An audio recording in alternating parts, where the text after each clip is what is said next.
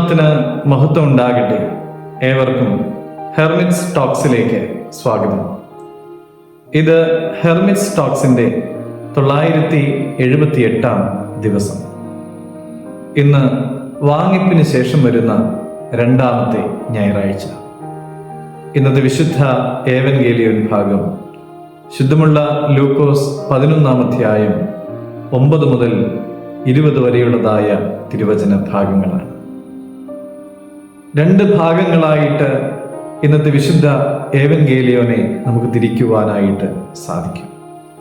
പ്രാർത്ഥനയെ സംബന്ധിച്ചും യേശുതമ്പുരാൻ ചെയ്തതായ അത്ഭുതങ്ങളുടെ അടിസ്ഥാനം എന്താണ് എന്നുള്ളതുമാണ് ഈ 2 ഭാഗങ്ങൾ. യാചിപ്പിൻ എന്നാൽ നിങ്ങൾക്ക് ലഭിക്കും, അന്വേഷിപ്പിൻ എന്നാൽ നിങ്ങൾ കണ്ടെത്തും, മുട്ടുവിൻ എന്നാൽ നിങ്ങൾക്കായി തുറക്കപ്പെടുകയും ചെയ്യും. നിങ്ങൾ വിശ്വസിച്ചുകൊണ്ട് പ്രാർത്ഥനയിൽ എന്ത് യാചിച്ചാലും അത് നിങ്ങൾക്ക് ലഭിക്കുമെന്ന് ശുദ്ധമുള്ള മത്തായി 21 അധ്യായം 22 തിരുവചനം നമ്മളോട് പറയുകയാണ്.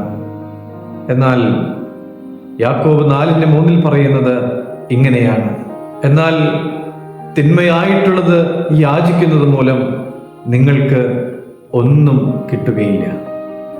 നീതിയുള്ള പ്രാർത്ഥനകൾ വിശ്വാസത്തിന്റെ ആഴത്തിൽ നിന്നുകൊണ്ട് സമർപ്പിക്കുകയാണ് വേണ്ടത് എന്ന് ഈ തിരുവചനങ്ങൾ നമ്മളോട് സാക്ഷിക്കുകയാണ്. സുറിയാനി ക്രമങ്ങളിൽ ഉത്തമ യാചനകൾ എന്ന പദപ്രയോഗം നാം കാണുന്നുണ്ട്. ഉത്തമം എന്നാൽ നല്ലത് എന്നാണ്. നമ്മുടെ പ്രാർത്ഥനകളൊക്കെയും നല്ലതായിരിക്കണം, അതിൽ നീതിയുണ്ടായിരിക്കണം, സത്യമുണ്ടായിരിക്കണം, നമുക്ക് ഗുണമുള്ളതും എന്നാൽ മറ്റൊരുവന് ദോഷം വരാത്തതും ആയിരിക്കണം. പ്രിയമുള്ളവരെ, അത്തരത്തിലുള്ളതായ പ്രാർത്ഥനകളുമായി നിരന്തരം ദൈവത്തിന്റെ സന്നിധിയിൽ ജാഗരിക്കുവാനായിട്ട് നമുക്ക് സാധിക്കുകയും വേണം. കുറവുകൾ ഏറെയുള്ള നമ്മൾ യാതൊരു കുറവും വരാതിരിക്കുവാൻ തക്കവണ്ണം നമ്മുടെ മക്കൾക്ക് ആവശ്യമുള്ളത് എന്താണ് എന്ന് തിരിച്ചറിഞ്ഞിട്ട് അവർക്കത് നൽകുന്നുണ്ട്.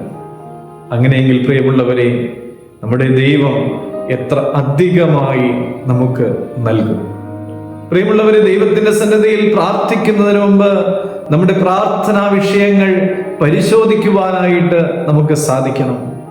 അതിൽ നീതിയുണ്ടോ എന്ന് തിരിച്ചറിയണം, അതിൽ സത്യമുണ്ടോ എന്ന് തിരിച്ചറിയണം. അത് നമുക്ക് സന്തോഷകരവും മറ്റൊരാൾക്ക് ദോഷം വരാത്തതുമാണ് എന്ന് ഉറപ്പുവരുത്തുവാനും നമുക്ക് സാധിക്കണം. നമ്മുടെ പ്രാർത്ഥനാ വിഷയങ്ങളിൽ ദൈവേഷ്ടം ഉണ്ടോ എന്ന് തിരിച്ചറിയുവാനും ഇടയാകണം. പ്രിയമുള്ളവരെ, നമ്മുടെ ദൈവം നമ്മളെ സ്നേഹിക്കുന്നു, നമുക്ക് ആവശ്യമുള്ളതൊക്കെയും നൽകുന്നു.